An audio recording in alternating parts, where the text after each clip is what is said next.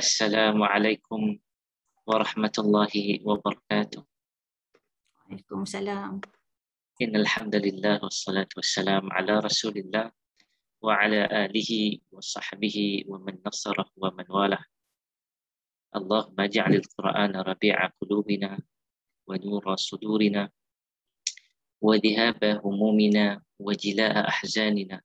Allahumma 'allimna minhu ma jahilna wa dhakkirna minhu ma nusina warzuqna tilawatahu ana al-lail wa ana an-nahar. Allahumma ja'al al-Qur'ana hujjatan wa syafa'atan lana yawm al-qiyamah. Amin amin ya rabbal alamin. Terima kasih kepada Puan Dr. Marina. Dr. Marina kan. Seterusnya dalam ni banyak kaum hawa ke semua kaum hawa Dr. Marina?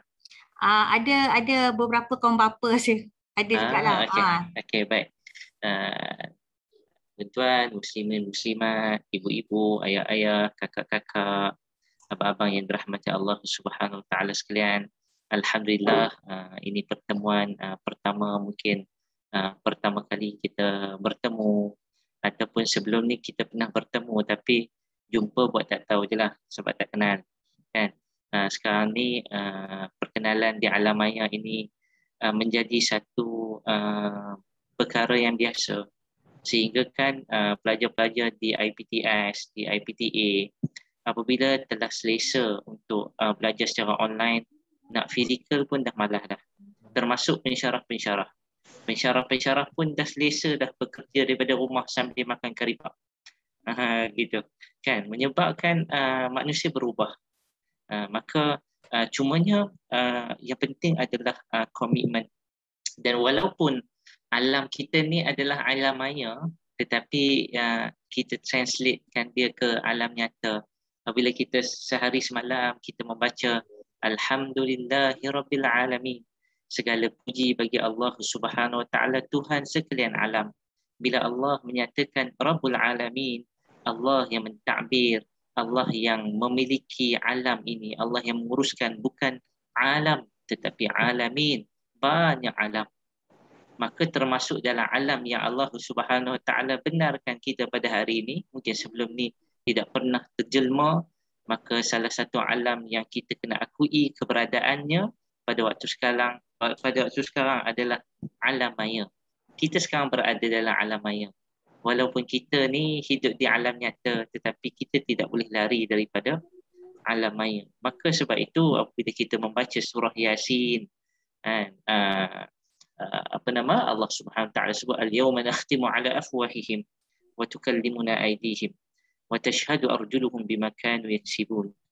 Ada di kalangan ulama contemporary yang mentafsirkan ayat ini, al-yawma nakhtimu ala afwahihim, di hari akhirat nanti mulut kita akan dikunci, tetapi tangan kita akan berbicara, kaki kita akan menjadi saksi di hadapan Allah Subhanahu Wa Taala, akan juga berbicara menjadi saksi terhadap apa yang kita lakukan. Dengan kata lain, Allah pada pandangan sebahagian ulama kontemporari yang saya sebutkan tadi, saya tak sebutkan nama sebab saya lupa nama dia. Beliau menyatakan bahawa ayat tersebut bukan sekadar memaksudkan hari akhirat, tetapi hari yang hampir kepada akhirat, iaitu di akhir zaman ini. Akhir zaman yang berbicara adalah alam maya. Adalah al-yawma nakhtimu ala afwahihim wa tukallimuna aydihim. Yang akan berbicara ialah tangan-tangan kita. Maka salah satu yang dimaksudkan dengan yang berbicara ialah tangan kita di akhir zaman ni kuat untuk menaik di handphonenya, di komputernya, laptopnya, lebih laju daripada mulut. Kadang mulut kita diam je, tapi tangan kita buat kerja laju, forward benda yang tak pasti. Tak pasti, jangan kongsi, kan? Baik, tuan-tuan yang dirahmati Allah Subhanahu Wa Taala sekalian, malam ini tajuk kita tentang senyum. Tadi yang Dr. Marina baca pengalaman luas, ceramah sana sini tu taklah sekadar pengalaman. Kebetulan saya berada di UK dulu selama 3 tahun lebih. Saya berada di bumi Birmingham, UK. Kemudian kebetulan saya sebelum itu mengajar UiTM seperti yang Dr. Marina sebut tadi. Ada student-student saya yang further study selepas A-level masing-masing ke UK. Ada yang ambil engineering, ada yang ambil medik dan sebagainya. Maka kami berjumpa semula. Ada yang duduk di Jerman, ada yang duduk di universiti-universiti di dalam UK. So kebetulan rezeki saya lah dapat pergi berjalan dekat sana. Baik, tuan-tuan yang dirahmati Allah Subhanahu Wa Taala sekalian, senyum, senyum yang kita bicarakan pada malam ini. Nabi sallallahu alaihi wasallam bagi tahu secara jelas kepada kita, senyum itu adalah sedekah. Senyum itu adalah sedekah. Pun begitu, suka saya untuk apa-apa sahaja kita melihat senyum di sebalik Al-Quran. Al-Quran sebut perkataan al-ibtisam ataupun tabassam. Tabassam ni, al-ibtisam ni maksud dia senyum. Dalam Al-Quran sebut sekali cerita pasal senyum. Maka kita tengok slow-slow cerita tentang seorang Nabi senyum apabila Allah menunjukkan sesuatu kepada baginda, dan Nabi tersebut adalah Nabi Sulaiman alaihi salam. Nabi Sulaiman alaihi salam. Baik, tentu yang dirahmati Allah Subhanahu Wa Taala, Nabi Sulaiman adalah nabi yang hebat. Nabi yang sangat hebat, menguasai anginnya, menguasai jinnya, menguasai manusia, menguasai burung dan menguasai bahasa-bahasa, di antaranya bahasa burung. Dan dalam ayat yang saya akan bacakan ni, kalau ada Quran, buka surah An-Naml. Buka surah An-Naml. Surah An-Naml. Saya telah tengok mushaf kat sini.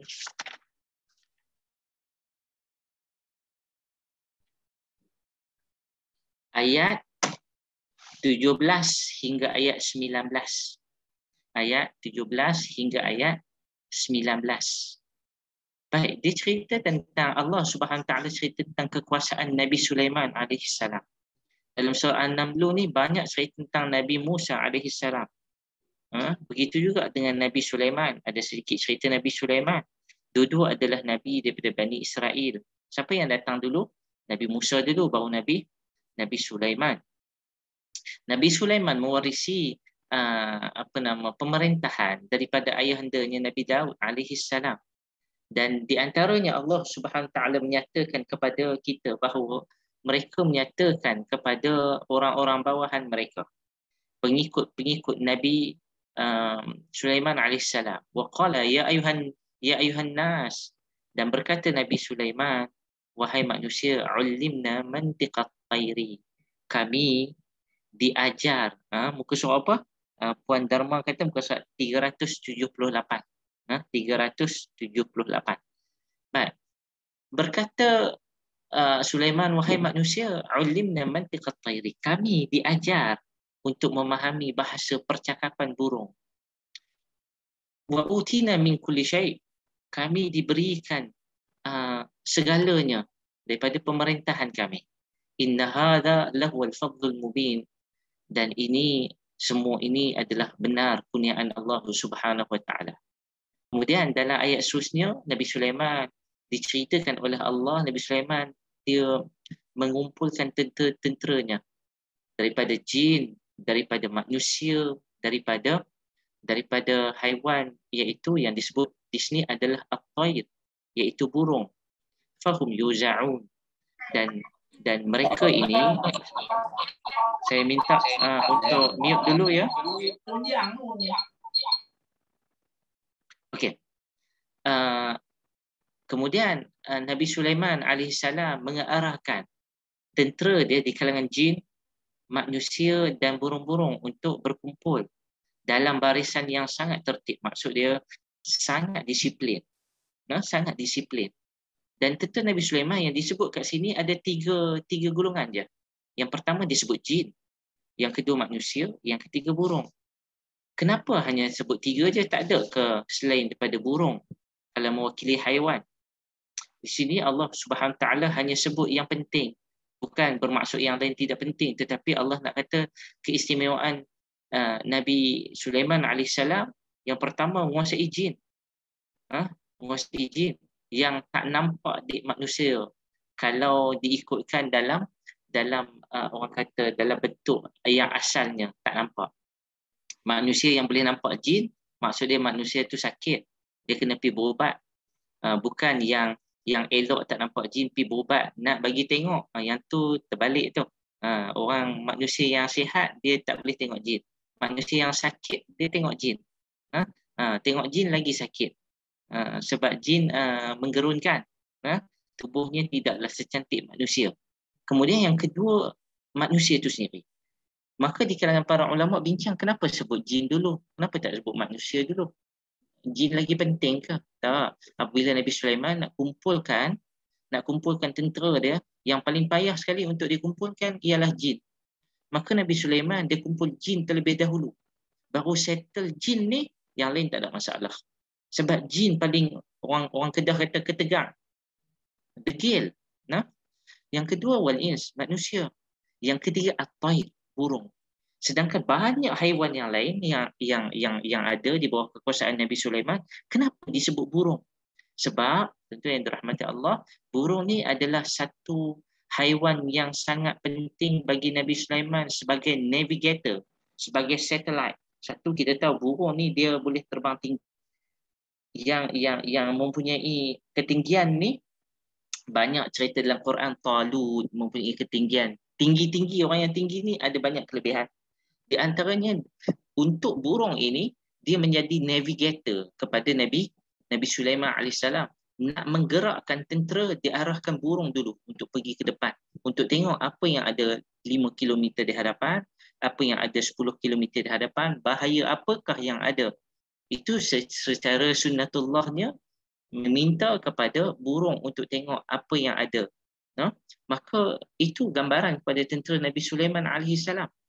Hebat, siap ada navigator sekali. Kemudian mereka bergerak. Hatta idza ataw ala wadin namli. Yang ni yang menyebabkan Nabi Sulaiman AS tersenyum. Kisah ni. Apabila mereka sampai ke satu lembah, satu dataran, satu padang yang sangat luas, Allah Subhanahu Wa Taala menamakan padang tersebut wadin namli, sebagai padang semut. Sudah penuh dengan semut. Qalat namlatun ya ayuhan namlu. Maka berkatalah seekor semut wanita. Semut wanita, semut betina. Berkata seekor. Tak banyak ekor, seekor je. Semut wanita. Ya ayuhan namlu. Wahai anak-anak buah semut kesayanganku. Rupanya seekor semut ni, dia bagi arahan. Yang lain semua diam. Dia seekor je bagi arahan. Ya ayuhan namlu. Wahai anak-anak buah semut kesayanganku, udkhulu masakinakum.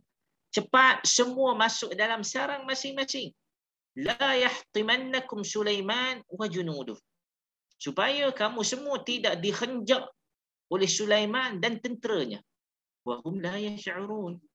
Sedangkan mereka kalau henjak, pijak kamu sampai mati sekalipun, ayat saya tu, sampai mati sekalipun, wa hum la yash'urun. Mereka, iaitu merujuk kepada Sulaiman dan tenteranya, tak sedar pun yang mereka pijak kamu. Baik, tentu yang dirahmati Allah Subhanahu Wa Taala sekalian.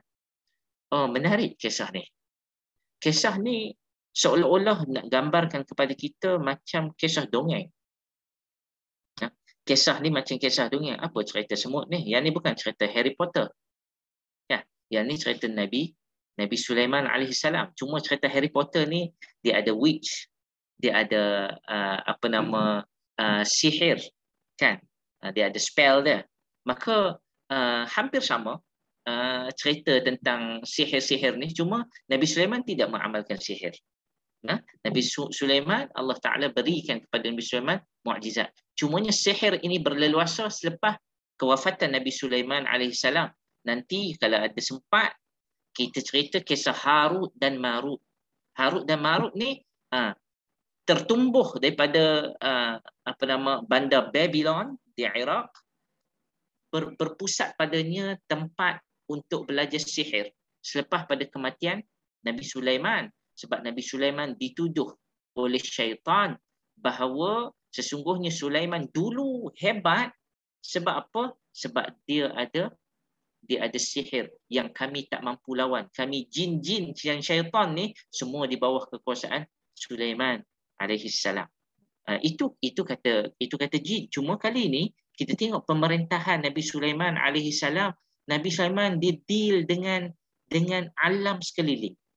Hatta idza atau ala wadin namli, sampai kat ladang padang semut tu, macam mana yang kita sebut tadi, rupanya semut bagi respon.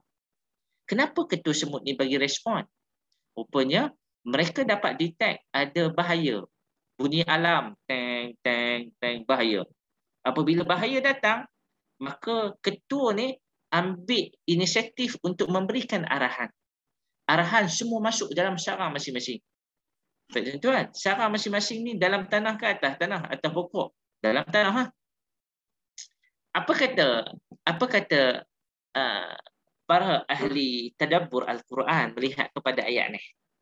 Yang pertama, arahan diberikan oleh seekor, kalau ayat ni seorang wanita, iaitu semut wanita. Semut jantan tak ada ke yang nak memimpin kerajaan semut ni? Tak. Kerajaan semut dipimpin oleh orang yang paling layak, iaitu wanita. Sebab apa? Kita kena mengaji ilmu semut, kan? Ilmu semut.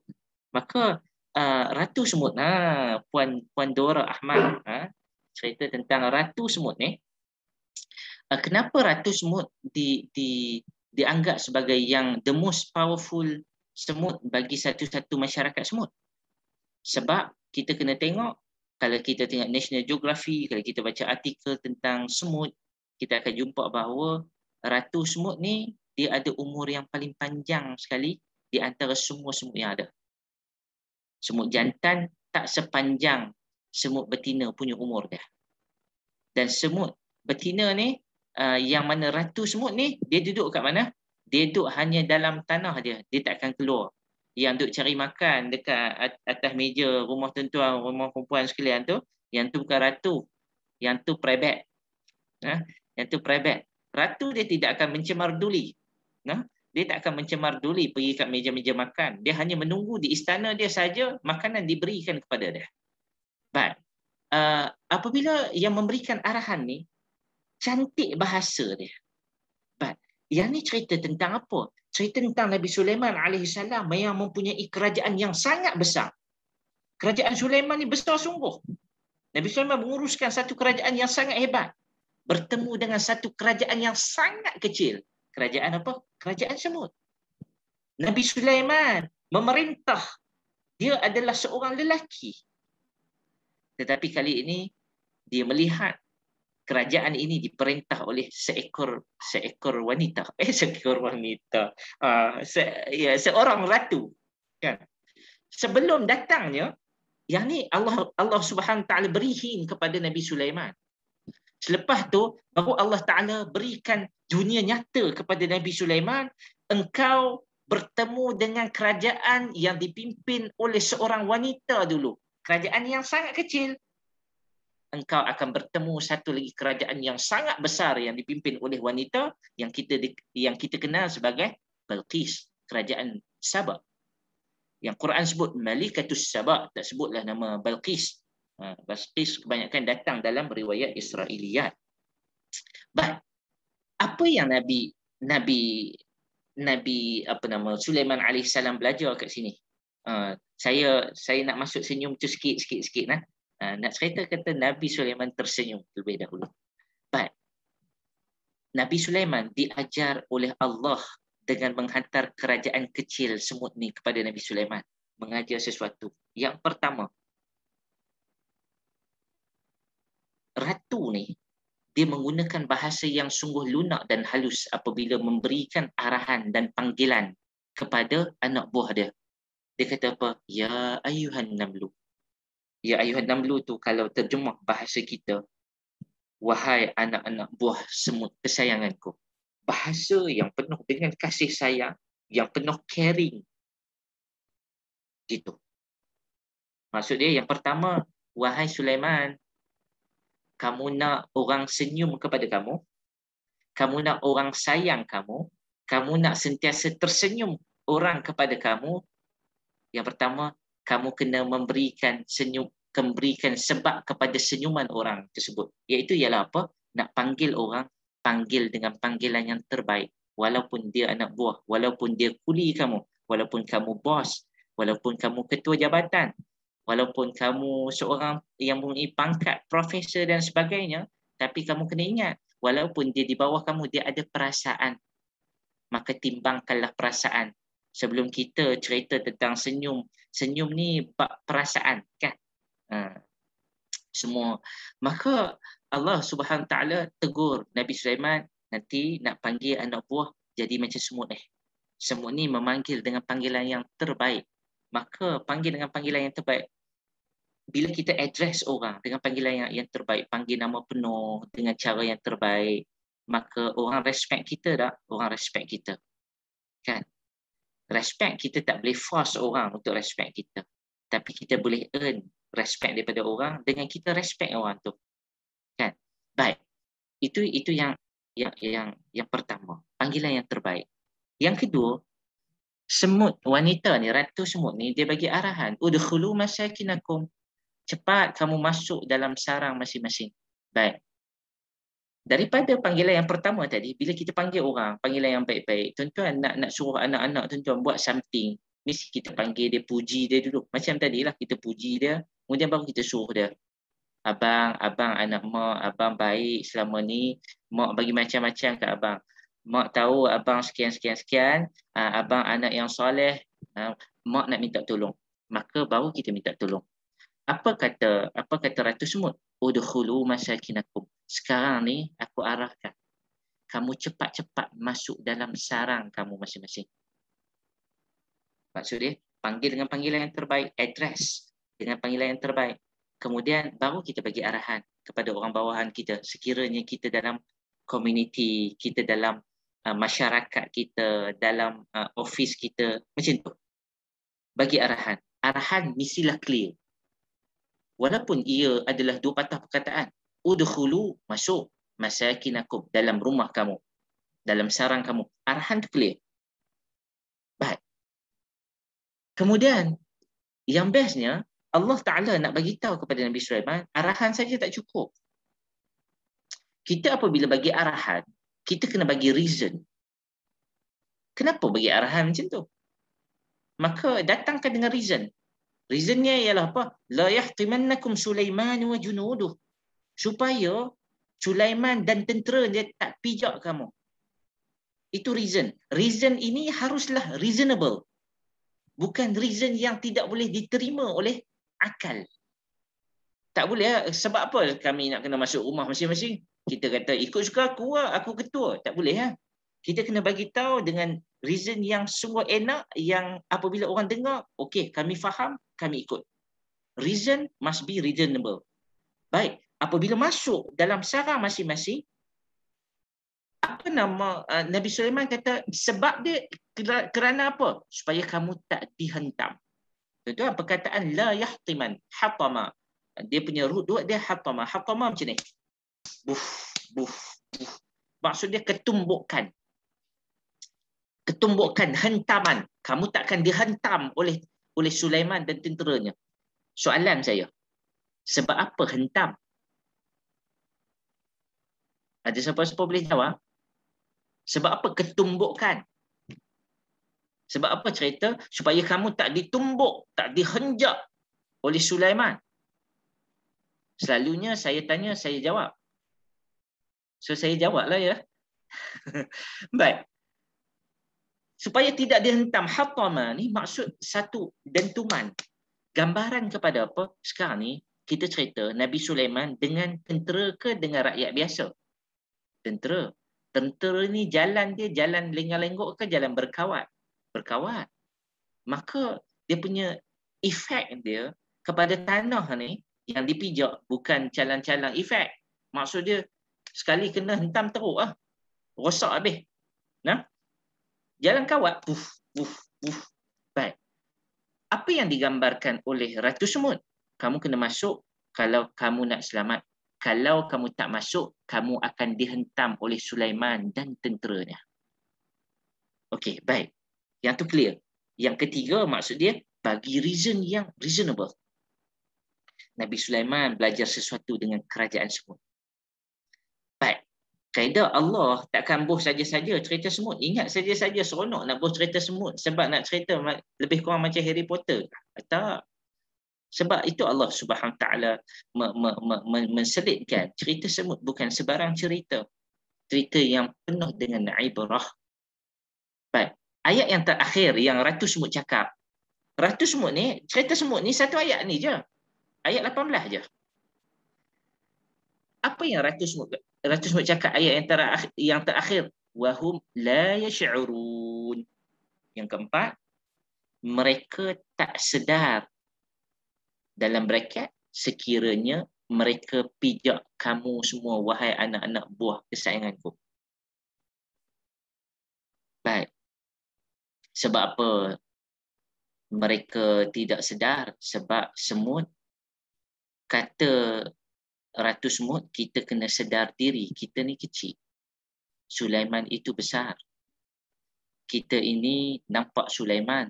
Sulaiman tidak nampak kita. Kalau kita tak selamatkan diri, kalau Sulaiman pijak kita sekali pun, kita tidak boleh menyalahkan Sulaiman dan tentera dia. Sebab mereka tak nampak kita, kita kecil.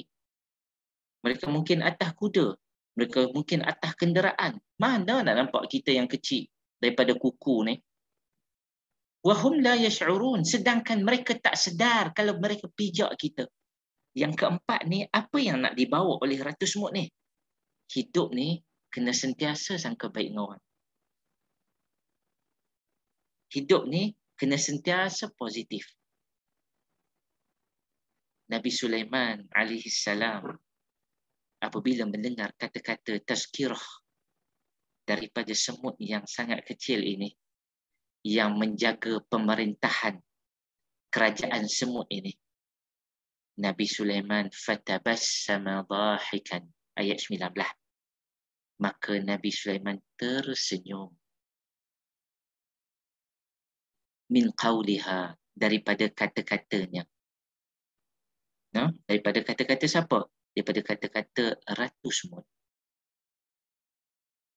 Kemudian Nabi Sulaiman AS angkat tangan, berdoa kepada Allah Subhanahu wa taala, wa qala Rabbi auzi'ni an ashkura ni'mataka allati an'amta 'alayya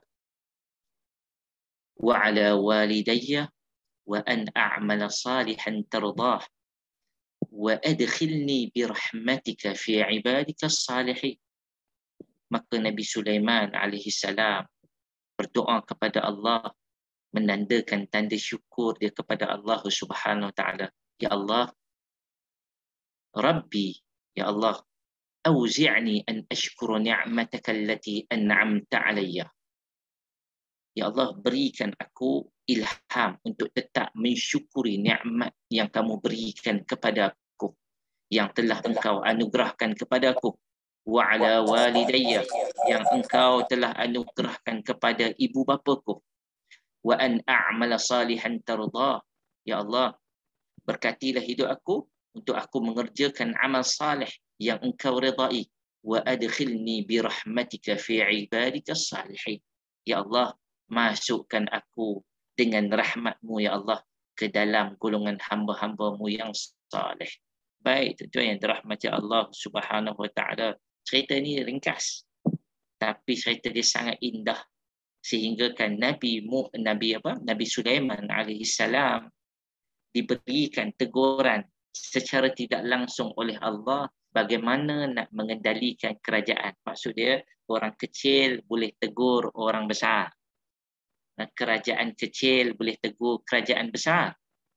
Bahkan Allah Subhanahu wa taala hanya menghantar seekor haiwan yang kecil untuk menegur bagaimana berkomunikasi. Bagaimana berkomunikasi cara yang terbaik bersama orang yang di bawah kita dan orang sekeliling kita. Itu yang dirahmati Allah Subhanahu wa taala.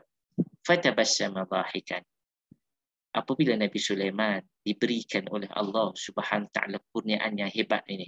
Apa kurniaan hebat ni? Boleh dengar semut cakap. Tuan boleh dengarkan semut cakap, cuba kumpul semut banyak-banyak cakap. Kan, suruh dia menjerit sekali. Kan, kita tak dengar dia menjerit. Kan, sebab dia bukan cakap guna ikut mulut dia. Kan, bila saya baca artikel tentang semut, bila saya tengok ayat tentang semut ni, maka saya jumpa seorang student daripada kawasan Wales. Dia ambil apa nama ya? Dia ambil course animal behavior, degree in animal behavior. Dia mengaji tentang animal behavior saja. Apabila dia balik Malaysia, dia mengaji bahasa Arab, dia buat degree bahasa Arab.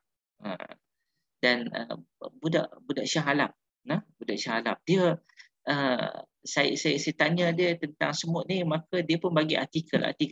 Oh, baru saya tahu semut ni dia menggunakan vibration language. Dia guna wave bahasa dia. Oh, baru kita tahu. Kemudian apa fakta tentang semut lagi? Semut ni jumlah dia atas dunia kita sekarang, nisbah adalah satu orang manusia dinisbahkan kepada semut. Seorang manusia ada lebih kurang 7 juta semut. Maksud dia kalau kita di dunia ni ada 3.5 bilion manusia ataupun 5 bilion manusia atas muka bumi ni, darat 7 juta. Itu bilangan semut. Kalau pilihan raya lawan semut, mati kita, kalah. Baik, itu yang dirahmati Allah Subhanahu Wa Taala sekalian.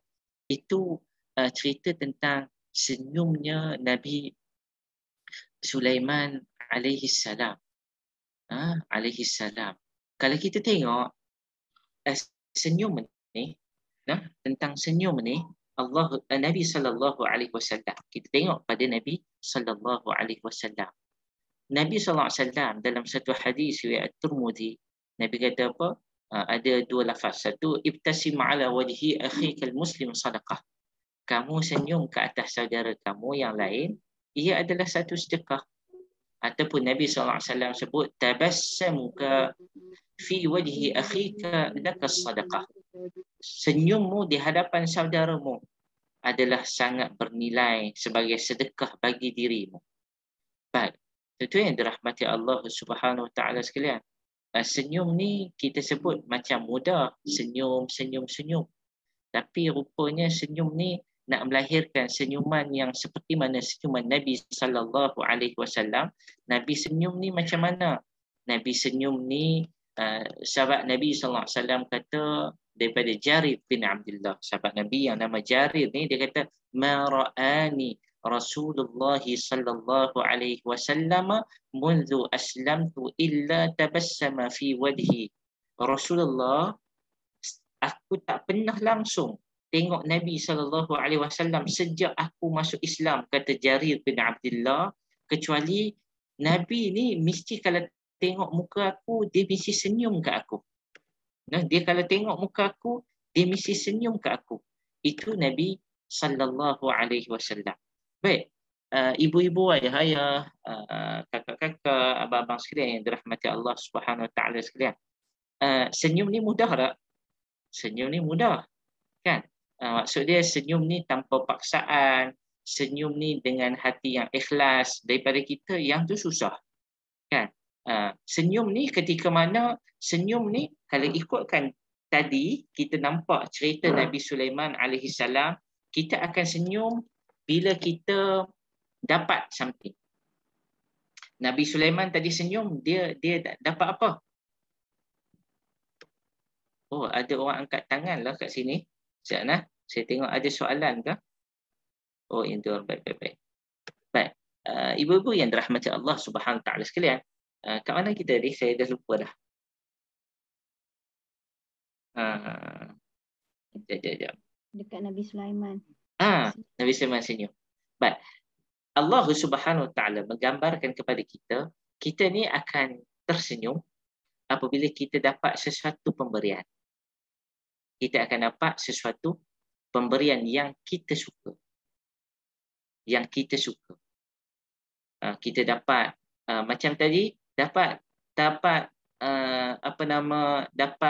dengar semut bercakap. Suka Nabi Sulaiman. Saya tak pasti. Sekiranya kita berada di zaman Nabi Sulaiman, semut bercakap, kita dengar. Sekarang ni, semut bercakap kat dapur rumah ni, kita dengar. Rasanya kita tak suka, kita lari. Nah, kita lari. Sebab kita bukan Nabi Sulaiman. Semut bercakap. Tak boleh. Baik. Tuan-tuan yang dirahmati Allah Subhanahu Wa Taala sekalian, maka Allah Subhanahu Wa Taala nak bagi tahu kepada kita benda yang sangat bermakna dalam kehidupan. Apabila kita dapat dia, kita senyum. Maksud dia satu benda yang patut kita syukuri, kita dapat, kita akan senyum. Itu pemberian. Tak boleh nak masak. Okey. Tak boleh nak masak kalau dengar semua cakap. Wallahualam. Sebelum tu, saya pernah sampaikan tajuk ni 3 tahun lepas kepada artis-artis Malaysia yang veteran. Dia ada buat usrah. Dia ada buat usrah dekat Wangsa Maju waktu tu. Waktu tu saya duduk di kuis Wangsa Maju. Mereka Wangsa Melawati. Wangsa Melawati. Mereka buat usrah kat situ. Saya cerita pasal bahasa-bahasa. Di antaranya ialah bahasa semut. Bila artis ni dia orang kan dengan bahasa lah apalah, maka kita pun masuklah cerita ni. Bila saya cerita cakap dengan semut, ada seorang artis tu, saya tak nak sebut nama dia, cuma dia popular lah. Dia kata, saya ustaz, dia perempuan, saya cakap dengan semut, saya tiap-tiap hari. Haid. Dia kata, saya kata, macam mana cakap dengan semut tiap-tiap hari? Saya kata kat semut, aku masak ni, makanan yang aku masak ni, makanan yang aku masak. Yang tu dia bagi tahu kalau semut datang dekat makanan dia. Dia bagi tahu kat semut, engkau ni hamba Allah. Aku pun hamba Allah. Aku minta kat engkau, aku bagi masa kat engkau 5 minit untuk beredar pada makanan aku. Aku minta tolong sangat-sangat. Dia tanya, boleh tak? Kemudian dia bagi tahu kat saya, ustaz, lepas 5 minit semut tu belah. Maksud dia, saya pun boleh bercakap dengan semut. Wallahu ta'ala alam. Bercakap boleh. Yang semut nak dengar, kita nak dengar semut cakap, itu luar biasa. Nah, itu luar biasa. Mungkin tuan-tuan boleh minta doa kepada Allah. Ya Allah, bagilah aku peluang sekali. Bagi peluang pada aku untuk aku dengar semut cakap seminit cukup. Kan? Takut tak boleh tidur sebulan. Baik. Tuan-tuan yang dirahmati Allah Subhanahu Wa Ta'ala sekalian. Maka gambaran yang Allah berikan kepada kita, Nabi Sulaiman AS sendiri tersenyum apabila Allah memberikan nikmat kepada Nabi Sulaiman. Baik tuan-tuan yang dirahmati Allah, agak-agaklah Nabi Sulaiman ni tahu tak bahawa cerita baginda Nabi Sulaiman ni akan ada dalam Quran? Soalan saya ni. Agak-agak baginda Nabi Sulaiman ni tahu tak bahawa cerita baginda Nabi Sulaiman akan diceritakan dalam Quran? Ini adalah perkara gaib. Ini adalah perkara gaib bagi Nabi sallallahu alaihi wasallam sendiri. Maksud dia, cerita bercakap dengan semut ni cerita perkara gaib. Yang mana Nabi sallallahu alaihi wasallam, cerita ini menandakan ini adalah mukjizat yang besar kepada Nabi. Cerita tentang nabi-nabi terdahulu yang Nabi sendiri tak reti membaca, tak reti menulis. Daripada mana sumber cerita ni yang Nabi dapat? Hanya sahaja Allah Subhanahu Wa Taala yang memberikan cerita ini kepada Nabi sallallahu alaihi wasallam. So itu di antara tanda kebesaran yang Allah Subhanahu Wa Taala berikan kepada Nabi Sulaiman alaihi salam. Baik, tuan-tuan yang dirahmati Allah Subhanahu Wa Taala. Yang kita sebut secara umumnya, kita akan senyum apabila Allah Subhanahu Wa Taala bagi kepada kita satu benda yang kita suka. Bagi kepada kita benda yang kita suka. Tuan-tuan yang dirahmati Allah, cuma dalam kita hidup ni, hakikat kita hidup ni tak semudah yang kita sangka. Hidup kita ni penuh dengan ujian. Hidup kita ni penuh dengan ujian. Ada kalanya Allah kurniakan kebaikan pada mata kita. ada kalanya Allah kurniakan benda yang tak baik pada mata kita, tetapi ia adalah benda yang cukup baik untuk kehidupan kita. Baik, sebagai contoh Allah Subhanahu Wa Taala kata kullu nafsin dha'iqatul maut. Setiap benda yang bernyawa pasti merasai mati. Bukan sekadar manusia, haiwan pun akan rasa mati. Cuma ayat seterusnya Allah Subhanahu Wa Taala kata apa? Wala nabluukum bisyarri wal khairi fitnatan wa ilayna turja'un. Tapi Allah Subhanahu Wa Taala kata Allah Taala pasti. Allah Taala kata wala nabluukum, pasti kami akan uji kamu. Sama ada kami akan uji benda yang kamu tak suka dan kami akan uji benda yang kamu suka. Dan dua-dua ni adalah fitnah. Dua-dua ini adalah ujian. Wa ilayna turja'un. Dan kepada kamilah kamu akan dikembalikan. Maksud dia apa dia? Kami, Allah Subhanahu Wa Taala menggambarkan Allah dia nak tengok kita. Sama ada kita ni apabila diuji oleh Allah Subhanahu Wa Taala, kita akan cari semula Allah ataupun kita akan give up. No, kita akan give up. Cumanya kita kena faham Allah nak uji kita. Semua orang ada ujian masing-masing. Lagi-lagilah kakak-kakak sekalian dah hidup lagi lama, lagi banyak diuji oleh Allah Subhanahu Wa Taala. Maka kita mengambil iktibar daripada ujian-ujian yang telah diberikan oleh para nabi terdahulu, oleh para nabi terdahulu. Begitu juga dengan kita ada ujian masing-masing. Mungkin ada orang yang terfikirkan para nabi kena ujian besar, bolehlah sebab Allah Taala pasti bantu, kan? Sedangkan kita ni macam mana? Kita ni taklah taraf macam nabi. Tak boleh kata macam tu. Sebab semua ujian Allah Subhanahu Wa Taala berikan kepada kita masing-masing pada level masing-masing. La yukallifullah nafsan illa wus'aha. Baik, cumanya bila kita sebut ayat tadi wala nabluukum bisyarri wal khairi fitnah, Allah Taala pasti akan uji kita untuk tengok kita ni nak senyum ke tak senyum, untuk kita ni nak bersabar ke tak bersabar. Baik, kita selalu dengar ayat Quran wala nabluwannakum, Allah Taala uji lagi bisyai'in, dengan sesuatu, minal ju'i, dengan kelaparan. Wala nabluwannakum bisyai'in minal ju'i wa naqsin minal amwali wal anfusi wath thamarat wa basyirus sabirin. Allah Taala uji kita dengan ujian yang pertama, ujian yang kita tak suka. Kita tak cukup makanan, kita susah, gaji tak ada, pekin duit. Kita diuji dengan ketakutan, rasa tak selamat duduk dekat rumah, kan? Dengan kes macam-macam, pecah rumah, kes bunuh sana sini. Kita diuji dengan perniagaan kita tak berapa nak okey. Saat boleh buka, saat boleh tutup, kemudian buka sekejap, kemudian tutup pula, kemudian tutup terus, tak buka-buka, kan? Ada orang diuji kan dengan keadaan begitu. Kemudian ada orang diuji dengan kematian. Macam COVID-19, ada orang diuji dengan kematian. Macam semalam kebetulan saya sekarang di Perlis. Semalam saya di Ampang. Saya di Ampang sebab saya balik rumah mertua saya. Sebab kami ada bisnes sikit, saya buat kambing perap.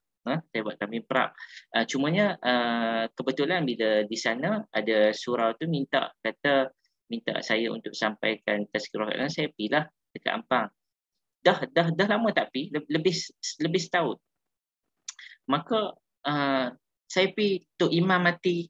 Tok Imam yang selalu jumpa dulu tak ada dah, meninggal. Tok Bilal meninggal. Kemudian saya tanya, siapa yang jemput saya ni? Sedangkan yang jemput saya sebelum ni Haji Kamil. Saya pergi Taman Kosas malam. Haji Kamil pergi mana? Haji Kamil pun meninggal. Semua meninggal sebab COVID. Semua meninggal sebab COVID. Sebab itu ujian ini dilalui oleh semua orang. Dan kebetulan mertua saya pun meninggal bulan lepas. Mertua saya meninggal bulan lepas setelah ditidurkan lebih lebih pada 1 bulan. Akhirnya Allah Subhanahu Taala jemput dia. Baik. So ini adalah ujian yang kita tak suka. Siapa suka kematian, kan? Orang yang kita sayang tak suka, kan? Maka semua ujian yang tak suka ni, Allah nak dari kita apa dia sebenarnya? Apabila Allah bagi ujian kepada kita ni, Allah nak kita tengok kita ni bersabar ataupun tidak. Apabila ujian Allah berikan kepada kita, ada 2 je. Ujian yang tidak baik bagi kita, Allah tengok kita bagaimana kita nak menghadapinya. Yang pertama, adakah kita redha ataupun tidak. Yang kedua, kita sabar ataupun tidak. Sekiranya kita sabar, Allah Subhanahu Wa Taala balas dah, innama yuwaffas sabiruna ajrahum bighairi hisab. Allah Ta'ala pasti akan gantikan kesabaran kita di atas ujian yang ditimpakan ke atas kita dengan benda yang kita tak mampu untuk dihitung. Tak mampu untuk dihitung. Baik, itu ujian yang tak baik. Ada tak ujian yang baik? Al-Asfahani adalah salah seorang kepada ulama dalam bidang bahasa. Dia kata dalam Quran, seperti mana yang kita sebut tadi, walanabluukum bisyarri wal khairi. Allah Ta'ala akan uji juga kita dengan kebaikan. Kebaikan ni macam mana? Orang lain ketika mana pandemik ni, semua hilang pekerjaan, kita tiba-tiba naik gaji. Kan? Tiba-tiba naik gaji. Tiba-tiba bisnes kita, orang lain bisnes semua lingkup. Tiba-tiba bisnes kita profit bertambah 25%. Untuk suku tahun yang pertama pada tahun ni, contoh, kan? Allah Subhanahu Taala uji. Itu juga Allah kata apa? Itu adalah ujian bil khairi, ujian kebaikan. Apabila Allah uji kita dengan uji kebaikan, Allah nak tengok kita apa? Nak tengok kita bersyukur ataupun tidak. Ada orang ya Allah Subhanahu Wa Taala berikan kepada kita ujian yang baik ini, kita menjadi istidraj. Jadi lagi teruk. Kita kata apa? Ya, ni hasil usahaku. Ini hasil usahaku. Tak ada siapa pembantu itu bantu aku kecuali semua ni adalah hasil usahaku sendiri. Kalau aku tak usaha, aku tak dapat. Baik. Tentu yang dirahmati Allah Subhanahu Wa Taala, maka Allah Subhanahu Wa Taala uji apa? Sekiranya kita bersyukur, Allah Taala buat apa bagi orang yang bersyukur ni? Tadi bagi orang yang bersabar, Allah Taala ganti. Allah Taala kata apa? Yuwaffas sabiruna ajrahum. Allah Taala bagi pahala bighairi hisab, tanpa hisab. Tak boleh nak dihitung.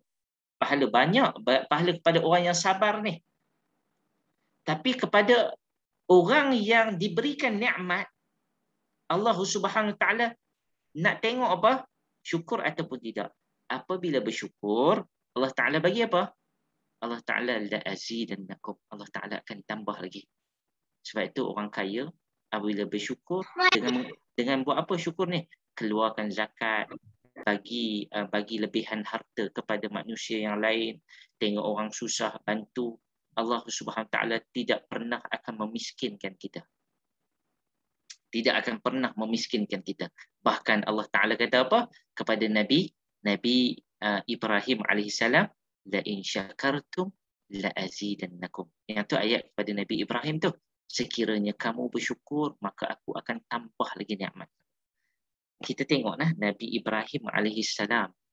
Hebat Allah Taala uji dia. Nabi Ibrahim alaihissalam diuji oleh Allah Subhanahu Taala. Nabi Ibrahim tua. Sarah tua. Kemudian berkahwin dengan Hajar. Sarah kahwin tak dapat anak.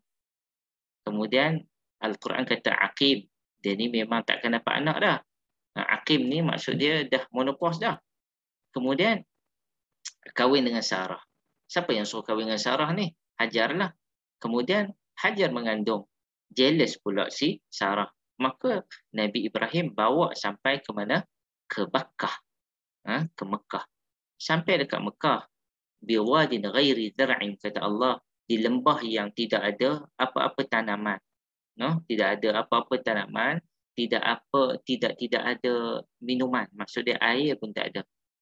Sehinggalah Allah Subhanahu Wa Taala apabila berikan kepada Nabi Ibrahim alaihi salam akan mengandungnya Hajar tu, maka apabila dilahirkan Ismail, Nabi Ibrahim menyatakan syukur kepada Allah Subhanahu Wa Taala.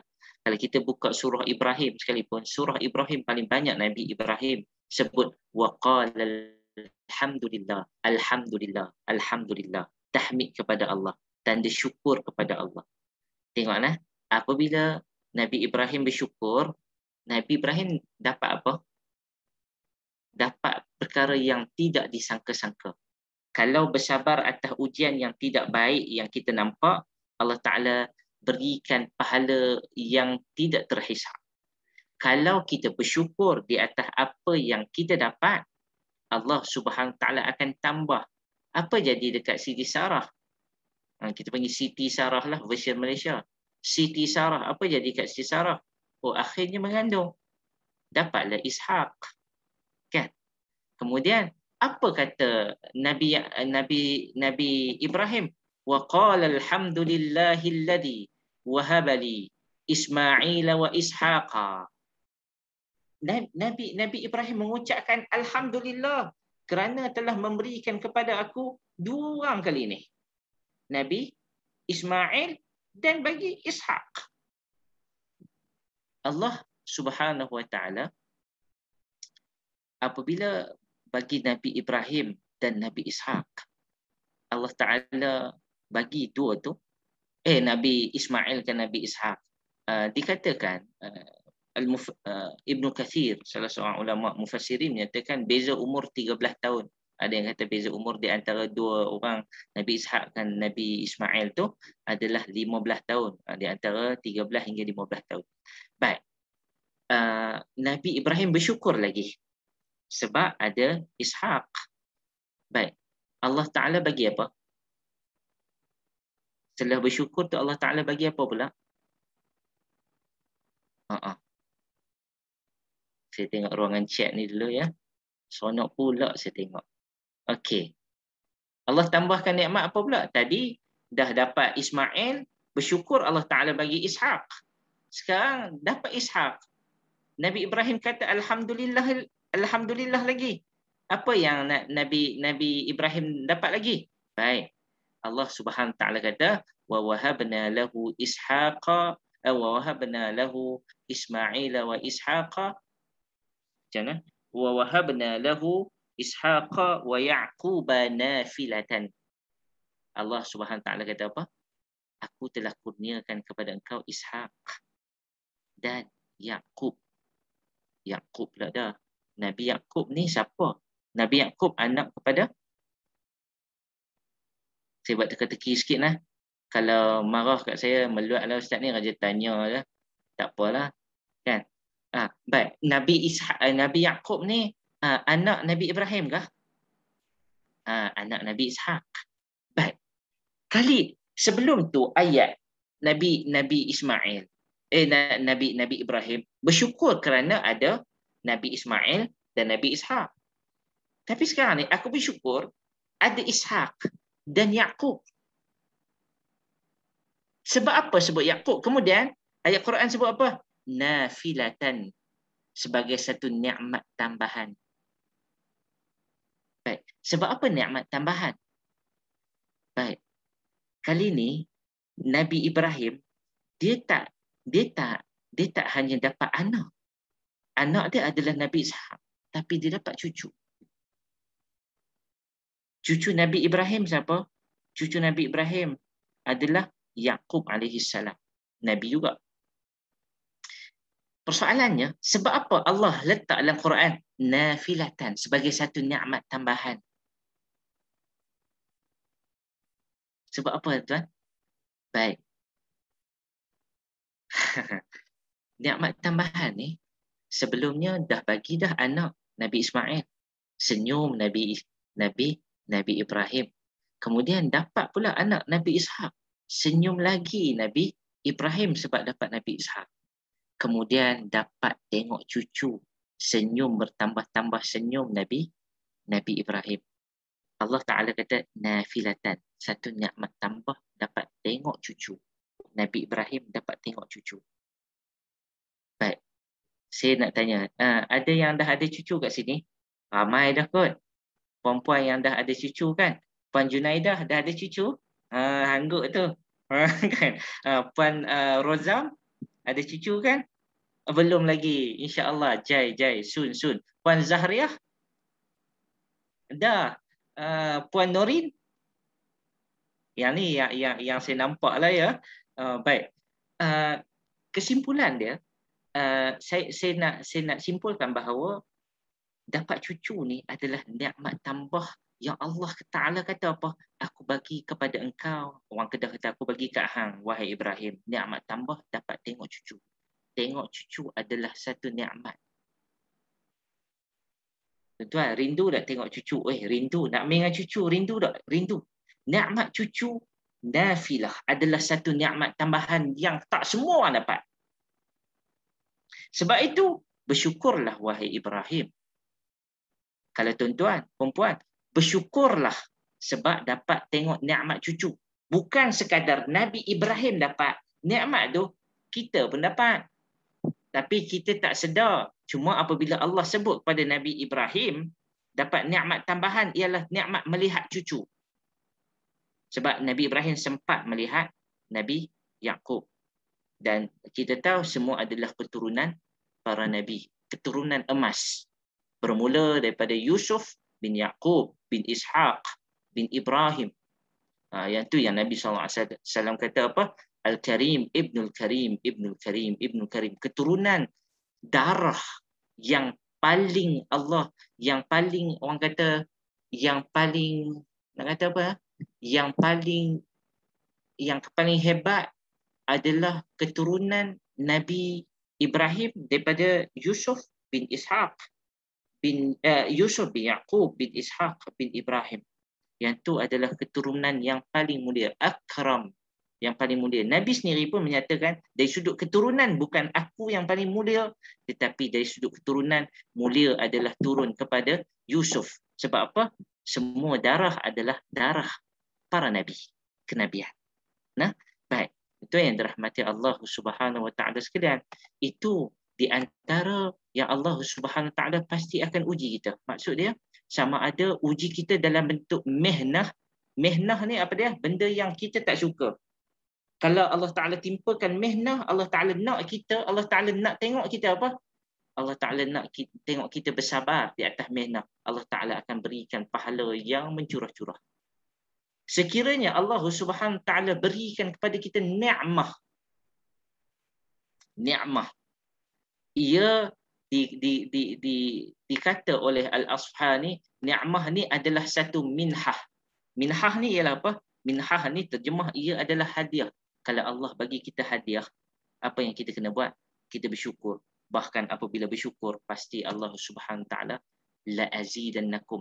Confirm, aku akan tambah. Ini confirmation daripada Allah Subhanahu Wa Ta'ala.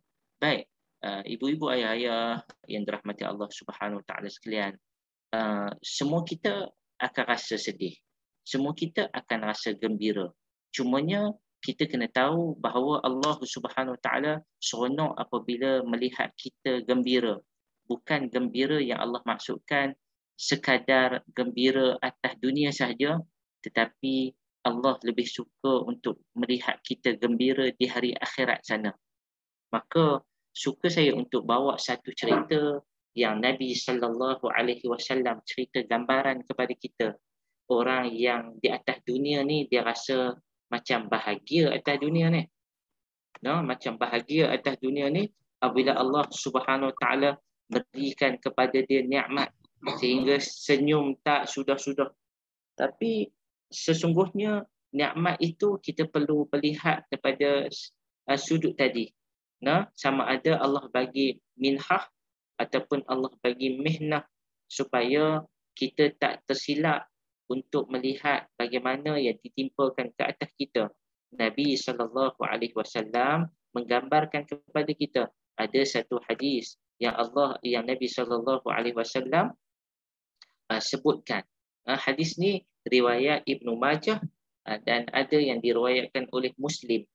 Cumanya saya ambil hadis ni di sudut dari sudut lafaz dia daripada Ibn Majah, dan hadis ni hadis yang sahih. Nabi SAW bagi tahu di hari akhirat nanti, gambaran hari akhirat. Gambaran hari akhirat, orang yang macam mana gambaran beza di antara neraca dunia dan neraca akhirat. Nabi kata, yu'ta yaumal qiyamah bi an'ami ahli dunya minal kufar. Nanti akan didatangkan pada hari kiamat nanti, di akhirat nanti akan diperlihatkan kepada kita bi an'ami ahli dunya minal kufar. Ada orang dulu atas dunia ni, dia ni Allah Ta'ala bagi nikmat macam-macam kat dia atas dunia. Macam-macam nikmat Allah bagi kat dia atas dunia. Macam kita sekarang, kita tengok dia, semua dia ada. Apa benda yang dia tak ada, semua dia ada. Dia dilahirkan di atas timbunan emas. Gitu. Maksud dia hidup tak pernah susah. Daripada kecil sampai mati, kemudian keturunan dia hidup daripada keturunan sampai 7 keturunan hidup mewah dia. Tak pernah rasa susah, bagi contoh. Dengan nikmat dunia, semua ada. Sebut je. Baik. Tapi, minal kufar. Tapi dia ni kufar. Maksudnya dia ni tidak beriman kepada Allah Subhanahu Wa Taala. Maka Allah Subhanahu Wa Taala sengaja nak tunjuk kepada kita nanti. Allah Ta'ala kata, fayuqal, dikatakan kepada manusia seorang ni yang penuh dengan nikmat atas dunia ni, yang sangat kaya dulu ni, Allah Ta'ala memberikan arahan kepada dia. Fayuqal igmisuhu finnari ghamsatan. Allah Ta'ala bagi arahan kepada siapa? Kepada malaikat. Allah Ta'ala kata apa? Cuba, wahai malaikat, ambil dia, rendam dia. Igmisuhu finnar. Kamu rendam dia dalam neraka dengan satu kali rendam. Rendam sekejap je. Sekali celup. Sekali celupan. Celup, tarik balik. Fayughmasu fiha. Maka dicelupkan manusia yang hidup atas dunia ni, dengan segala nikmat ni, masuklah neraka dengan sekali celup. Kemudian angkat balik. Kemudian ditanya kepada dia. Summa yuqalu lahu, ay fulan, hal asabaka na'imun qat. Wahai fulan, wahai orang kaya, wahai orang yang Allah Ta'ala bagi nikmat pada kamu atas dunia dulu. Kamu rasa macam mana nikmat kamu atas dunia yang kamu dapat dulu? Fayaqul. Apa yang orang tu jawab? Orang yang kena rendam dalam neraka sekejap tadi ni. Ma asabani na'imun qat. Aku tak pernah rasa pun nikmat atas dunia lah. Gambaran kepada kita apa dia? Dengan sekali celup di dalam neraka Allah, dengan sekali celup, sekali mata celup, tarik balik. Terus dia lupa nikmat dia atas dunia yang dia pernah dapat dulu. Lupa terus. Dia tak ingat. Yang dia ingat apa dia? Aku sangat-sangat rasa sakit. Aku sangat-sangat rasa menderita walaupun aku dengan sekali celup dalam neraka. Kemudian Allah Subhanahu Wa Taala datangkan satu lagi manusia. Satu lagi manusia. Bi asyaddil mu'minina darran. Dia ni orang beriman. Allah Ta'ala uji dia dengan ujian yang cukup banyak. Dengan Allah Ta'ala uji dia sakit, Allah Ta'ala uji dia miskin, tapi dia tetap beriman kepada Allah Subhanahu Wa Ta'ala. Allah Ta'ala uji dengan wabalaan, dengan ujian, siri-siri ujian balak ke atas dia. Banyak. Fayuqalu lahu. Fayuqal, Allah Ta'ala mengarahkan kepada malaikat, irmisuhu ghamsatan fil jannah. Wahai malaikat, ambil mamat ni, celup dia dalam syurga dengan sekali celupan. Sekali celup, tarik balik. Fayughmasu fiha ghamsatan. Maka malaikat ikut cakap Allah Subhanahu Wa Taala, celup saja sekejap, tarik balik. Fayuqalu lahu. Maka ditanya kepada dia. Dulu kan susah atas dunia. Kan? Kemudian aku celupkan engkau di syurga dengan sekali celup, sekali mata sahaja. Hal asabaka dharrun qat. Kamu atas dunia dulu rasa macam mana? Rasa menderita sungguh susah ke? Rasa macam mana? Rasa kamu kena balak daripada aku yang aku timpakan ke atas kamu rasa terseksa ke? Fayaqul ma asabani qattun darrun wala bala'un. Wallahi aku tak pernah rasa susah pun, aku tak pernah ditimpakan apa-apa ujian pun. Hanya dengan Allah Ta'ala sekali celup di dalam syurga Allah Subhanahu Wa Ta'ala, terus dia lupa derita dia di atas dunia 60 tahun, 70 tahun lalu. Nak bagi tahu kepada kita bahawa tidak ada tandingan di antara dunia dan di hari akhirat. Tidak ada persamaan yang boleh kita nilaikan di antara dunia dan akhirat. Sebab itu saya pun tak tahu bila Dr. Marina bagi tajuk senyum ni, macam mana yang saya boleh katakan bahawa hadis yang terakhir ni nak membawa kita supaya kita nampak bahawa vision kita yang paling besar ialah vision kita di hari akhirat. Maksudnya kalau kita ditimpa ujian macam mana pun di atas dunia ni, selagi mana kita beriman kepada Allah Subhanahu Wa Taala, senyumlah. Sebab nanti Allah Subhanahu Wa Taala berikan kepada kita syurga yang tidak ada tandingnya. Tadi Allah Taala irmisuhu fil jannah. Celup dia dalam syurga sekali je. Sekelip mata je. Tarik balik, terlupa terus derita atas dunia. Maksud dia nak dapat kepada nikmat nanti, kan, nakkan kepada senyuman di hari akhirat nanti, mungkin senyuman atas dunia kita kena korbankan, satu mungkin. Yang kedua, kalau ikutkan sifat Nabi SAW, Nabi adalah manusia yang paling banyak yang asyaddu balaan, yang ditimpa bala oleh Allah Subhanahu Taala. Bala ni ujian lah, nah, ditimpa ujian oleh Allah Subhanahu Taala, tapi Nabi mampu tersenyum. Bahkan sebelum Nabi SAW wafat, Nabi SAW beberapa kali senyum pada para sahabat walaupun dah hampir dengan kematian Nabi. Dan Nabi SAW ketika mana lafaz Nabi yang terakhir, Nabi menyebut apa? Ar-Rafiqul A'la, Ar-Rafiqul A'la, Ar-Rafiqul A'la, iaitu aku bakal bertemu dengan sahabat ataupun teman aku yang tertinggi. Tak kata sahabat, teman aku yang tertinggi, iaitu Allah Subhanahu Taala, dalam keadaan tersenyum. Maka jangan kita gundah. Manusia kita tetap ada perasaan. Allah bagi kita perasaan semua sama. Siapa yang diuji dia nak senyum sangat. Cumanya kita perlu berobjektif dalam kehidupan kita bahawa seluas-luas alam ini, luas lagi alam di akhirat sana. Wallahu ta'ala a'lam bissawab. Maka senyumlah kita bahawa segala ujian yang datang itu ada dua saja. Sama ada satu minhah untuk kita, sama ada satu mihnah untuk kita bersabar dan Allah Ta'ala akan bagi pahala, ataupun satu minhah apabila kita bersyukur, Allah Ta'ala akan tambah dan ujian itu tidak langsung merugikan kita. Bahkan kalau kata memenatkan, mungkin penat atas dunia, tetapi di hari akhirat nanti kita akan terlupa semuanya. Wallahu ta'ala a'lam.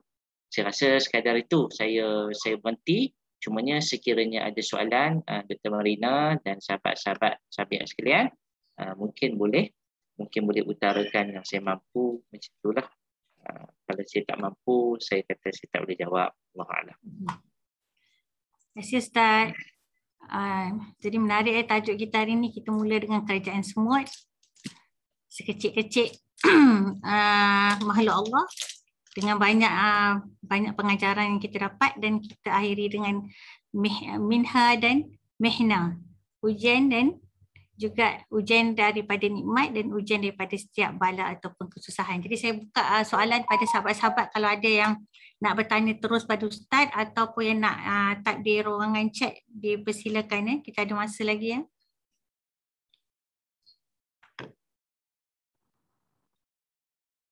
Bagi masa Ustaz. Diorang nak tanya, kalau semut yang banyak dekat meja makan kita, banyak dekat gula kita, macam mana tu Ustaz?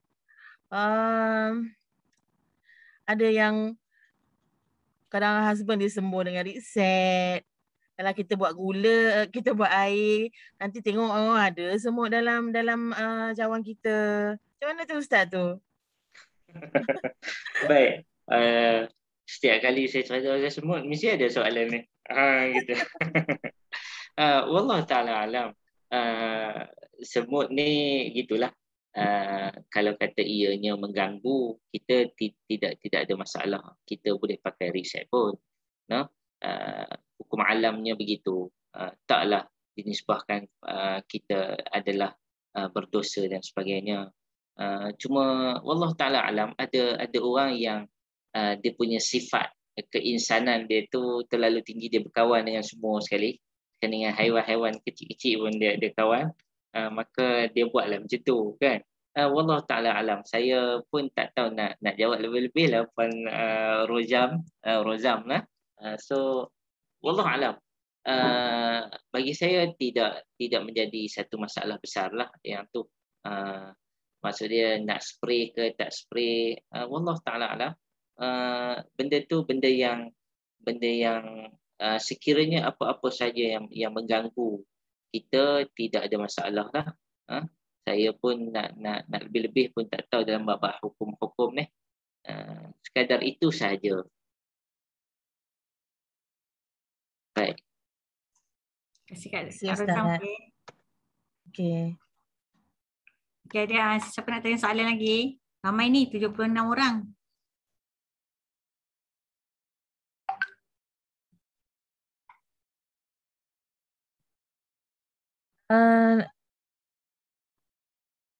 Yang tadi Ustaz kata ada 3 kan? Semut, manusia dengan jin, manusia, burung.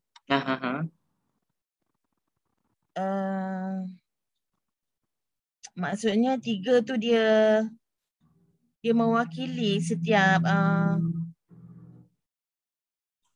apa yang 3 tu tadi Ustaz kata dia mewakili. Jadi apa? Mewakili haiwan. Yang Ustaz kata yang penting-penting, macam mana? Macam ni. Sebab okey, yang pertama kita kena ingat Nabi Sulaiman AS tidak hanya menguasai jin, manusia dan burung sahaja. Kan? Nabi Sulaiman menguasai semuanya. Yang menjadi senjata kepada Nabi Sulaiman ni, hatta angin pun menjadi senjata kepada Nabi Sulaiman. Hatta selain pada burung pun, haiwan-haiwan yang lain pun menjadi senjata kepada Nabi Sulaiman. Hatta kuda pun menjadi tunggangan kepada Nabi Sulaiman AS. Tetapi tidak disebut di dalam formasi ketenteraan tersebut. Yang disebut hanyalah 3 haiwan utama itu menandakan signifikan function yang ada pada mereka. Yang pertama, sebab apa Allah Ta'ala takdim ataupun meletakkan jin terlebih dahulu. Disebut jin terlebih dahulu, bukan manusia. Di kalangan para ulama bincang, ada yang menyatakan tadi di antara reason yang diberi adalah jin ni susah untuk dikawal. Maka jin yang paling degil ni, dia yang paling Nabi Sulaiman akan kumpulkan terlebih dahulu. Kita kalau kita ada anak, kalau 5 orang, yang mana paling payah untuk kumpul kat meja makan, kita panggil dia dulu. Abang tu yang paling payah sekali nak makan, kita panggil dia dulu. Kalau dia settle, yang lain settle. Kalau dia tak settle, tak boleh nak kumpul. Maka yang tu yang disebut oleh para ulama, dikumpulkan jin terlebih dahulu. Jin nakal sikit. Kemudian manusia sebab Sulaiman AS adalah manusia itu sendiri. Dan apabila sebut tentang burung, ia adalah sangat luar biasa. Maksud dia, kenapa tak sebut kuda? Kenapa tak sebut haiwan-haiwan yang lain yang ke medan perang? Kan? Tetapi disebut padanya adalah burung. Sebab burung ni digunakan dengan begitu banyak oleh Nabi Sulaiman AS sebagai senjata yang paling ampuh, yang tidak ada pada orang lain. Macam yang kita sebut tadi, burung ni sebagai navigator. Kalau kita ada waste, burung adalah waste kita. Kita boleh nampak dekat mana ada dekat mana ada bahaya, burung yang akan memberikan laporan terlebih dahulu. Dan kalau kita pergi lagi deep lagi, di kalangan burung ini ada seorang lah ya, ada seekor burung yang Nabi Sulaiman AS angkat dia sebagai ketua detektif. Iaitu Hudhud. Dia riki ke negara lain, ke Malikatus Sabak punya negara, Yaman, seorang diri. Bukan seorang diri, seekor diri. Seekor diri. So, nak menunjukkan kepada kita, Nabi Sulaiman alaihissalam diberikan, dikurniakan kepada Allah Subhanahu Wa Taala dengan kerajaan yang luar biasa. Yang luar biasa. Wallahu ta'ala a'lam. Ustaz, memang sesuai sangat Ustaz dengan tajuk ni. Sebab apa kan? Apa ilmu yang Ustaz sampaikan pada malam ni membuatkan akak ni asyik nak tersenyum je Ustaz. Walaupun penat, walaupun mengantuk kan, tersengut-sengut, tapi apa yang Ustaz sampaikan tu memang membuatkan dari hati tu rasa nak tersenyum je. Alhamdulillah, terima kasih Ustaz. Alhamdulillah. Baik.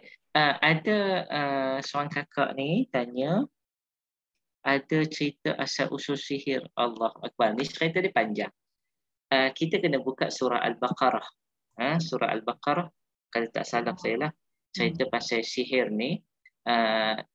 Saya tak boleh cerita panjang, saya cuba nak simpulkan. Nabi Sulaiman kan terkenal dengan kekuasaan yang tidak terkalah. Kita katakan Nabi Sulaiman the Great. Gitu. Nabi Sulaiman, dia kuasai bukan sekadar Palestin, tetapi dia kuasai sampai ke Baghdad. Maka kekuasaan tersebut di Baghdad tu yang dikuasai salah satunya ialah Babylon. No? Dalam Quran sebut Babil. No? Dalam Quran sebut Babil. So Babylon ni tempat yang terakhir Nabi Sulaiman alaihissalam wafat pada dia. Kalau kita buka Quran, saya tak ingat surah apa, Nabi Sulaiman wafat, meninggal di atas kerusi singgasana Nabi Sulaiman alaihissalam. Tak ada seorang pun yang tahu Nabi Sulaiman wafat. Sehinggalah tongkat Nabi Sulaiman alaihissalam dimakan oleh anak-anak. Maka jatuh tongkat tersebut. Dan barulah jin tahu kata Nabi Sulaiman wafat. Sebelum tu jin tak boleh detect Nabi Sulaiman wafat. Dan di akhir ayat tersebut Allah Subhanahu Wa Taala katakan apa? Katakan itu di antara alamat nak menunjukkan kepada kita bahawa jin tidak mempunyai kemampuan tentang hal ghaib kecuali yang dibenarkan oleh Allah. Sehingga kan hal ghaib Nabi Sulaiman nak mati pun dan telah mati berapa lama pun tidak diketahui oleh jin. Sampai teratus kali. Baik. Cumanya nak cerita lepas daripada tu. Lepas daripada tu, dia ada bercampur kisah dengan Yahudi. Yahudi pun ada dekat Babylon. Dan mereka ni memang sentiasa ditindas. Sebab perangai mereka peruduk. Apabila mereka ditindas, mereka mempunyai moto mereka. Sama ada kami ditindas ataupun kalau nak elak daripada ditindas, kami kena menindas. Gitu. Dan syaitan mengambil kesempatan menyatakan bahawa Nabi Sulaiman alaihissalam ini meninggalkan satu ilmu yang tidak diberikan kepada lainnya. Dan ilmu yang diberikan kepada Nabi Sulaiman itu adalah ilmu sihir yang tidak diberikan kepada lain. Dan dalam satu riwayat Israiliyat sebut ada Nabi Sulaiman ada tukang tulis nama dia Asif yang dinamakan Al-Ismul A'zam. Ismul A'zam ni apa yang Nabi Sulaiman minta dia tulis, dia tulis. Dan hanya rahsia dengan Nabi Sulaiman, hanya dia dan Nabi Sulaiman saja yang mengetahui. Yang ni kata Ibn Abbas. Sehingga kan diambil oleh kesempatan oleh siapa? Oleh syaitan menyatakan apa? Di antara yang ditulis oleh Sulaiman adalah sihir yang terlarang yang tidak dibenarkan diajar kepada orang lain. Walhal Nabi Sulaiman tidak mengamalkan sihir. Tapi syaitan klaim kata apa? Nabi Sulaiman amal sihir, sebab tu kami tunduk kepada Sulaiman. Maka lepas pada tu barulah syaitan dia wawarkan benda ni kepada orang Yahudi, minal ahbaril Yahud, golongan pendeta-pendeta Yahudi yang termakan dengan kata-kata syaitan dan mereka mula mempelajari sihir. Dan lepas pada itu Allah Subhanahu Wa Taala menurunkan 2 orang malaikat yang nama dia Harut dan Marut untuk menceritakan tentang sihir, bahaya sihir, dan menyatakan bahawa jangan beramal dengan sihir. Dan Nabi Sulaiman wa ma kafara Sulaiman, dan Nabi Sulaiman tidak pernah mengamalkan sihir. Gitu. Yang tu cerita secara ringkas. Boleh ya? Wallahu a'lam.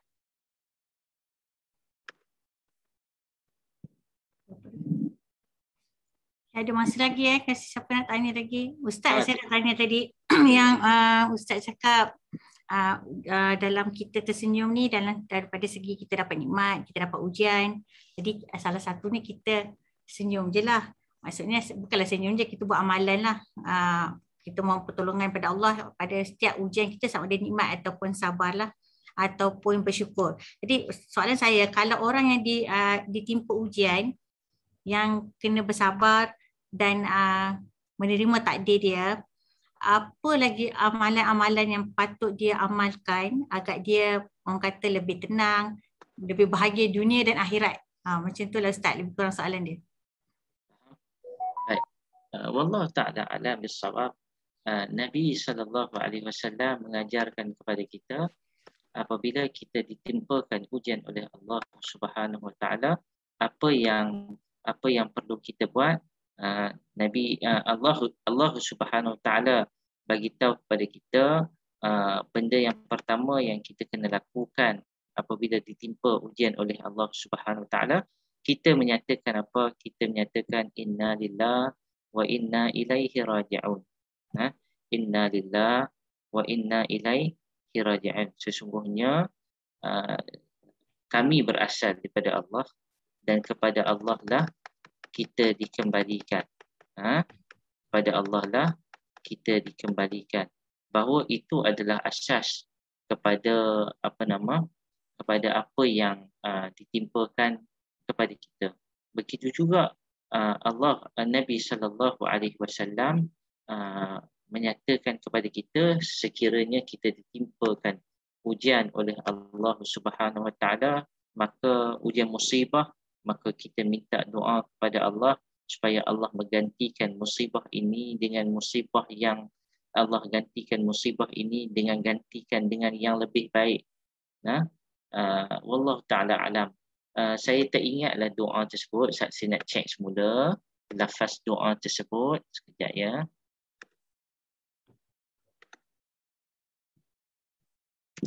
Sekejap.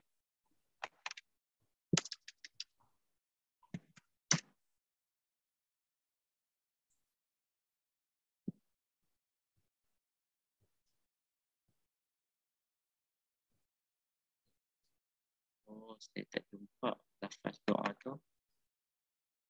Okey. Doa apa?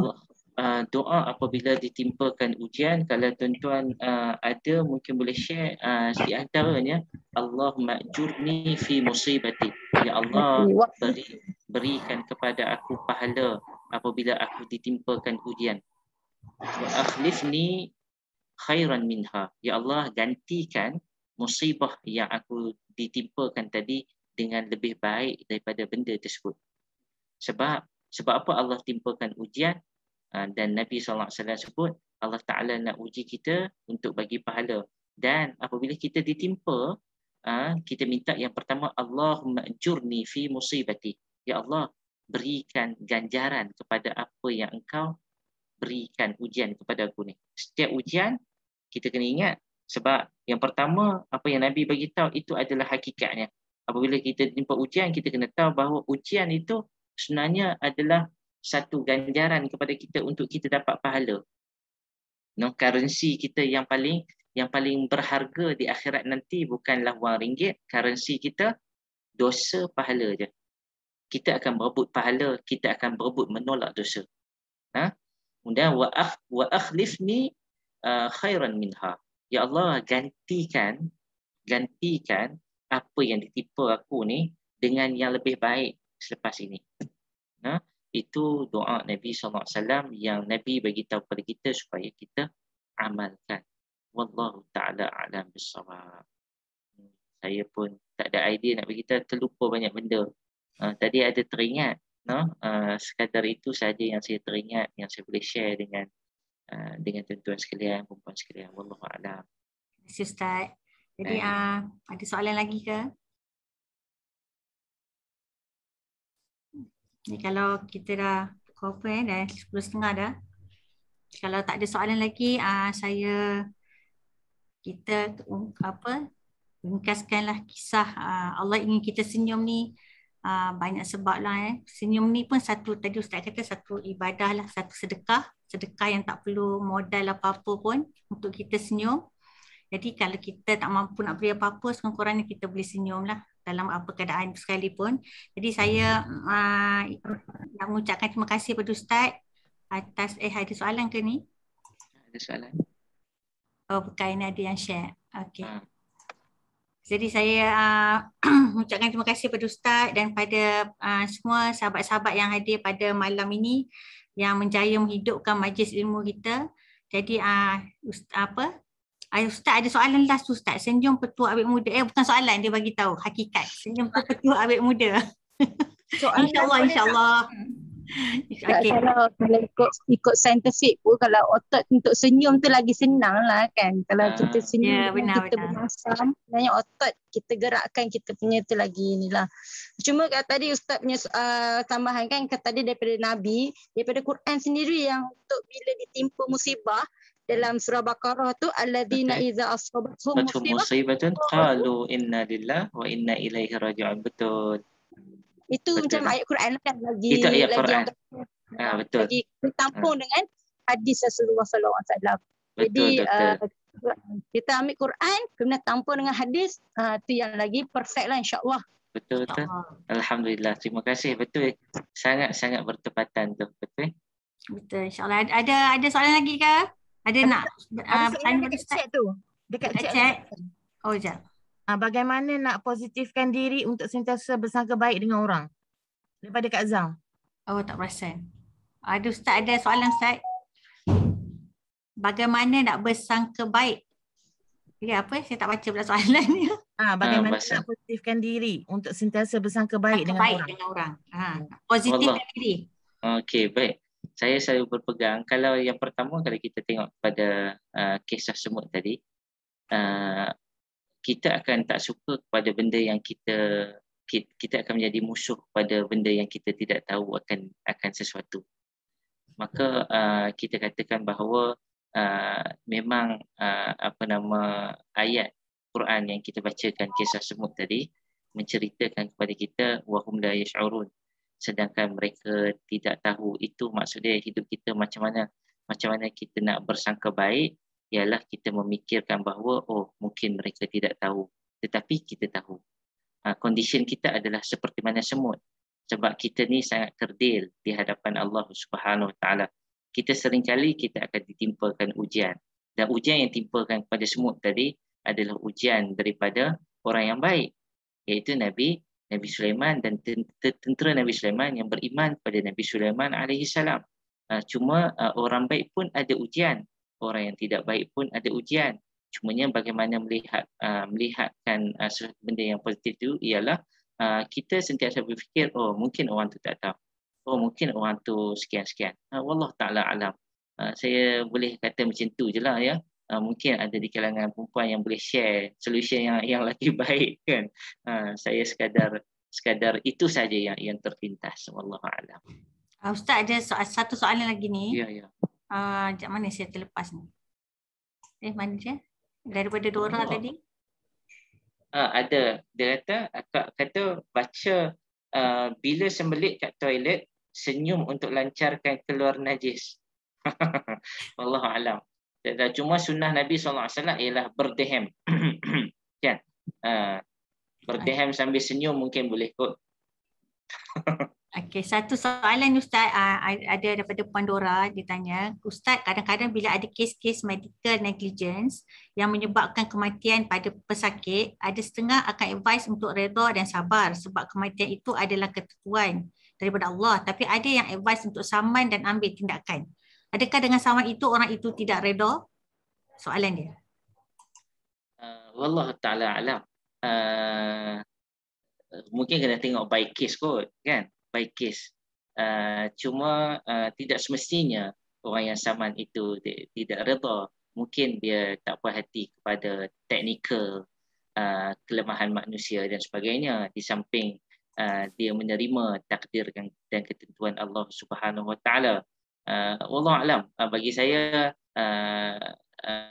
macam mana? Macam yang saya kata tadi, kena tengok by case juga. Sebab kalau kita kata secara umum begitu, lagi orang salah faham pula kan. Wallahu a'lam. Selamat jawapan saya tu untuk diri saya. Okey, jadi saya rasa dah tak ada soalan, mungkin dah pukul berapa ya, dah 10.35.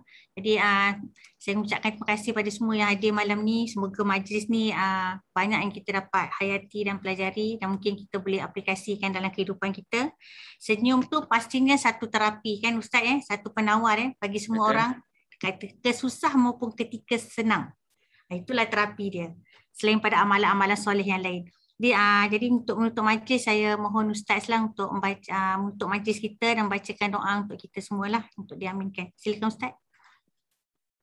Bismillahirrahmanirrahim. Allahumma salli ala sayyidina Muhammadin fil awwalin wal akhirin wa sallim radhiyallahu tabaraka wa ta'ala an sadatina ashabi sayyidina Rasulillah ajma'in, radina billahi rabba wa bil islami dina وبسيدنا محمد النبي ورسوله. اللهم اجعل القرآن ربيع قلوبنا ونور صدورنا وذهاب همومنا وجلاء أحزاننا.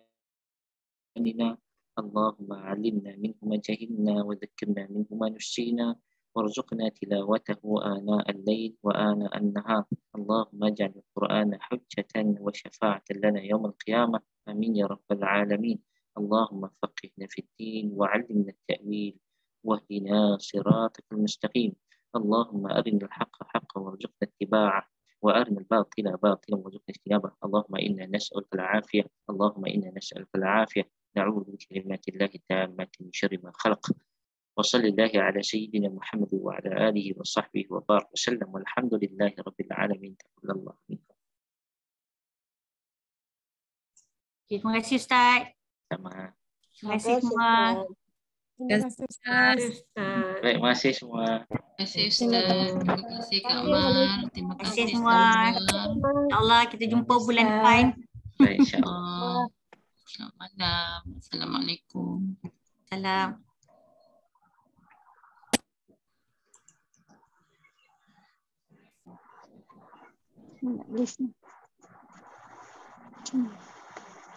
Tahniah dan terima kasih kawan sekolah daripada Segamat, Junaidah Jamal dengan Zahri Jeran.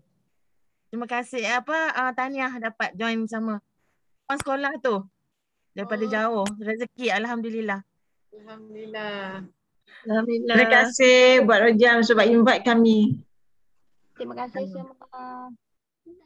Terima kasih. Assalamualaikum. Salam. Terima kasih juga untuk sahabat-sahabat mihrab kita.